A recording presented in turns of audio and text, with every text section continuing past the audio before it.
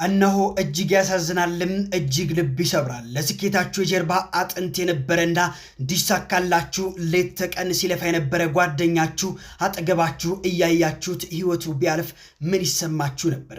ሐሳባችሁን በኮሜንት ላይ ግለጹልኝ። ዓለምን በደስታና በድንጋጤ ያራገበው ክስተትና ከታላቅ ድል ጀርባ የተከሰተ ታላቅና እጅግ አሳዛኝ መርዶ የቦክስ ስፖርት አፍቃሪዎችን ብቻ ሳይሆን መላው ዓለምን ያስደመመው የጆሹዋ ድል በሚያሳዝን ሁኔታ በመጨረሻም በለቅሶ ተተክቷል።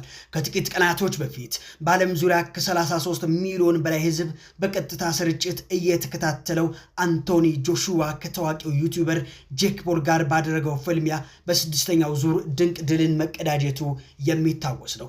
በዚህም ታሪካዊ ግጥሚያ ጆሹዋ ከታክስ በፊት ወደ $93 ሚሊዮን የሚጠጋ ክፍያ ማግኘቱ ተነግሯል። ዓለም በጆሹዋ ጥንካሬና ስኬት እየተደመመ ባለበት በዚህ ቅጽበት ግን እጅግ አሳዛኝ ዜና ተሰምቷል። ከዚህ ሁሉ ስኬት ጀርባ የነበሩት የጆሹዋ የቅርብ ወዳጆችና የጥንካሬው ሚስጥር የሆኑት ሁለቱ አሰልጣኞቹ ጓደኞቹ በሞት ተለይተውታል።